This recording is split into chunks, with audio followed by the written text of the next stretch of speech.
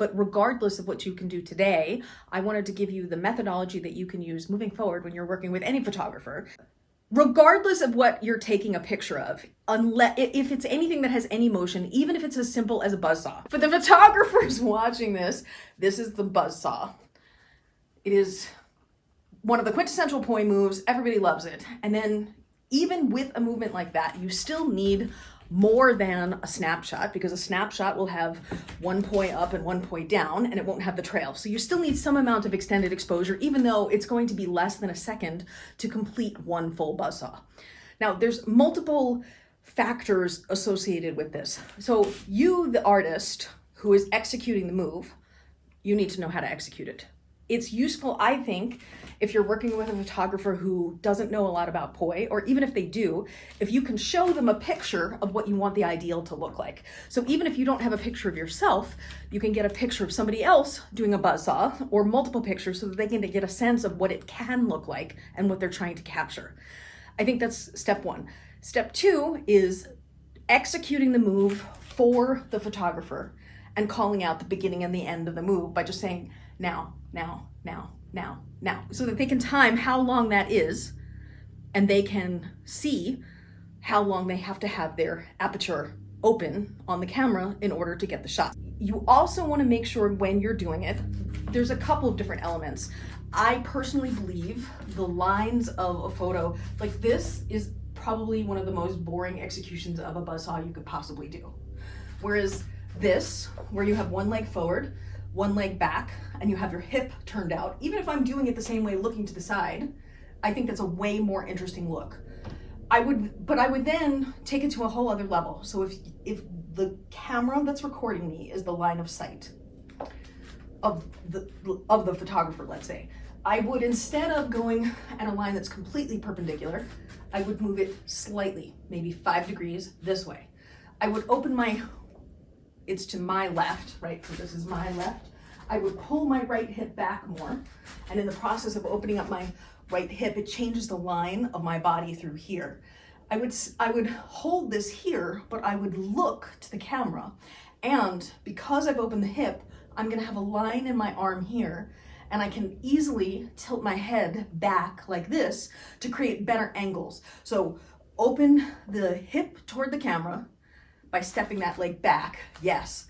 And as you open and rotate your body, you can add more angles. And I think if you change your weight so that it's not evenly distributed between your back leg and your front leg, you can jut out your hip in the back, or you could jut out toward the buzzsaw itself, and in the process, create more of a back bend with a curve here, where you can open your shoulders. And then what you want to try and do as you're doing it is you want to keep your face open, not blocked by your arms, right? So I'm now angling this. So my downstage arm that's closer to the camera is below my face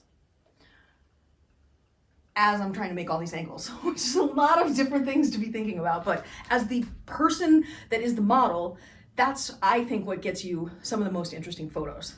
Now, the buzzsaw is super cool because it has like a lot of different variants on it. Like you could do it this way, where it's partly horizontal, or this way, or this way, or this way, or the thing I have a gazillion shots of in San Francisco, this one.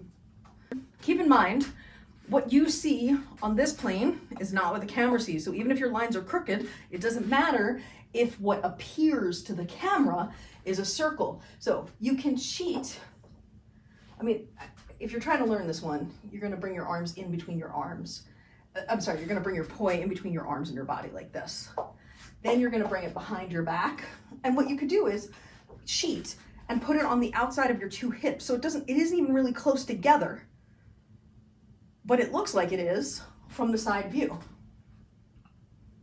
And then when you lift your leg, it changes the lines of your body so that your weight falls back and there's more room on the side of the leg that's lifting for the hand to slip behind the leg. And then remember to point your toes so that your feet don't look stupid. So I do want to say this, from a costuming perspective, this one time, this was the dumbest thing I ever did. I have never made that mistake since. I was wearing yellow and red up top. Then I had on black pants and white shoes. It looked so dumb. It was like white sneakers. So my recommendation is notice your colors and definitely don't have the wrong color socks. Being sure of like what you're doing so that you have the lines of your costume and the colors aren't clashing. I mean, because also what happens when you're taking extended exposure photos, there may be blur from your body moving. And if you have one color that's off, that color then becomes highlighted in a blur and you're like, what is that streak of whatever that I don't want in there? So it happened with my white shoes, where in the middle of all this black, there's just this like streak of white that looked dumb. Black shoes with black pants is really helpful. Show them a picture of the pattern in a photo if you can. Then do the pattern for them, call out the timing. So the buzzsaw was an easy example. Probably the photo I have as my profile picture in most of my accounts, it's a different version of the 4-petal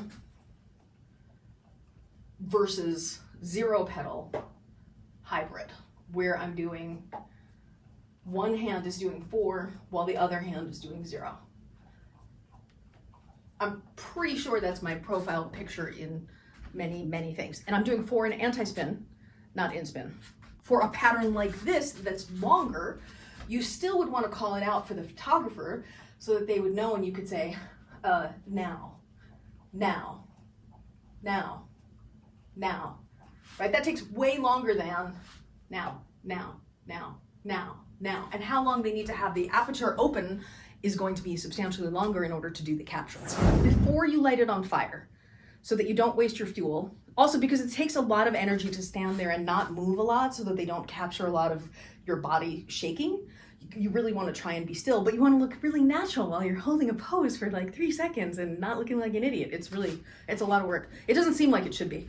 It's a lot easier to spin and flow, in my experience, for like 10 times as long as it is to hold a pose for 3 minutes. For beginners who are just starting out and just getting their portfolio together, who maybe don't have cool flowers to do, I'd say the beginner go-to moves would be all different versions of the buzzsaw.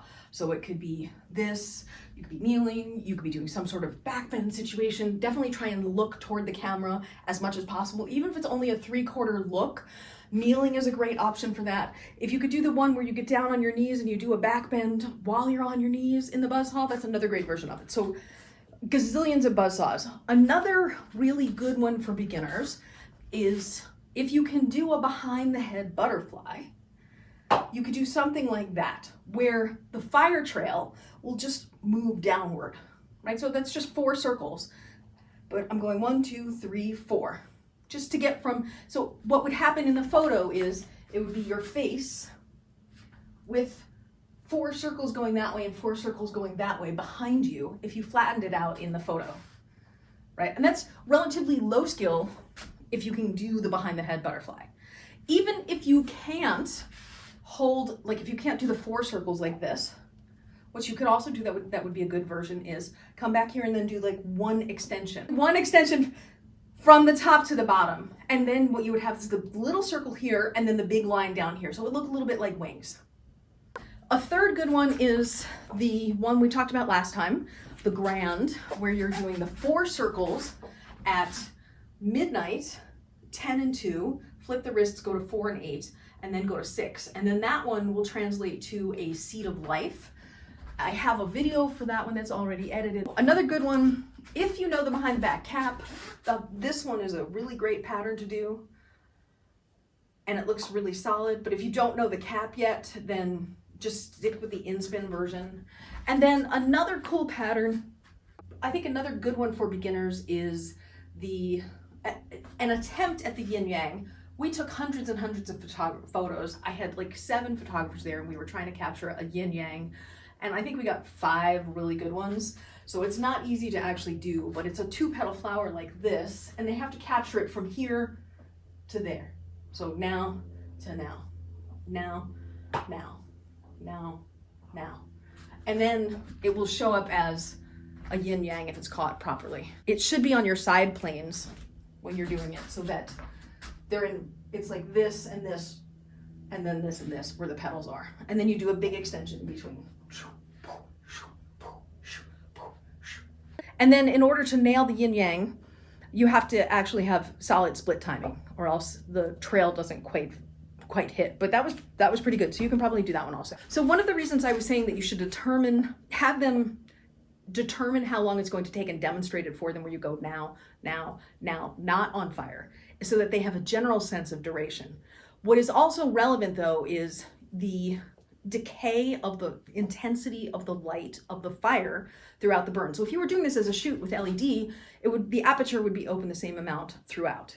But if you're doing this as a shoot with a fire burn, at the beginning of your burn, your poi are way more intense than at the end of the burn. And the decay time, it changes throughout the burn. So what they might want to have open for at the end of the burn, say 1.5 seconds, they might want to have it only open for a second at the beginning, and you would kind of need to spin faster to complete the pattern in that time frame. So this is something that you guys have to sort of work together on.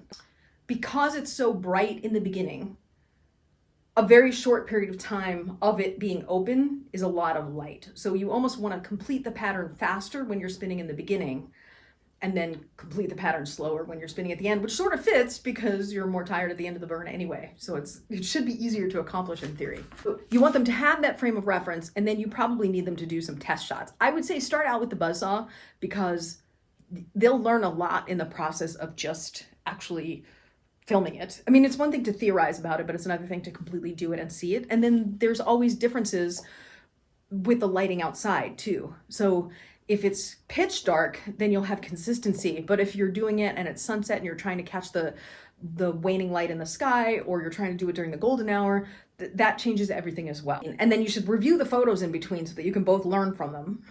It's very helpful. It's very, very helpful to look at the photos in between.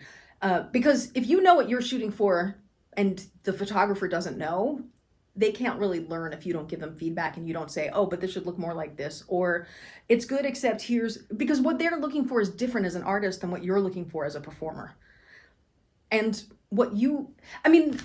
so this goes to that point that I was making earlier about the reason I think rear curtain sync makes more sense than front curtain sync from the perspective of the performance artist is because ideally we want a photo showing off some cool move that we're doing where we stand out in it.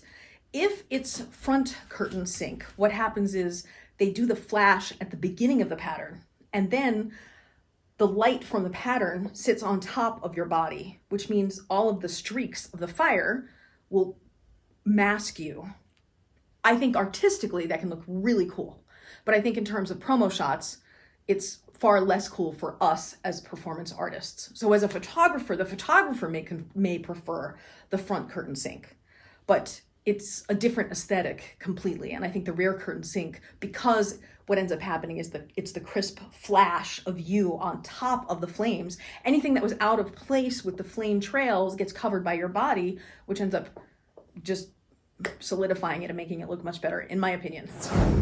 I think this answers everything you wanted to know. I think if you want to do fans and torches, you could do super easy patterns.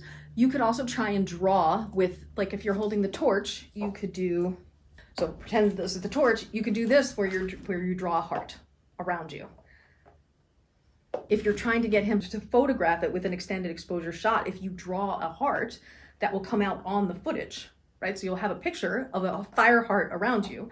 So then you have to figure out where, like what the timing is for when you start and end it, whether it's better to start it from the bottom or the top, how big you want to make it relative to you based on the trails, based on the duration of time it's been burning. Because again, it's not just with poi, the decay time of the burn of the prop, it varies no matter what the prop is. You can make a really cute headshot if you did something like that, like with your face. Yeah, something like that. For fans, clam, where you open up the clam and rotate the clam is one of the best shots I've seen for that. But you don't do twirls yet. If you did twirls, I would say there's some good twirl patterns that you can do. Like I have, like my profile picture on my YouTube Templeofpoi channel is a fan shot where I'm standing, where he caught me like half jump doing this with a twirl of the fan. And it looks super cool because you have, you know, 4 different trails on each side. You would have 5 since you have 5 wicks. Fans are really easy. You could do anything. I mean, you can control how fast you move. I feel like because they're static props, they being, in this case, the torches and the fans, you can stop them at any point in the, like you could just stop. Poi, when you stop it, because it's a kinetic prop, is always going to land like this. So it's not like you can have it stopped at this angle. And I think that makes a huge difference in terms of what's possible visually.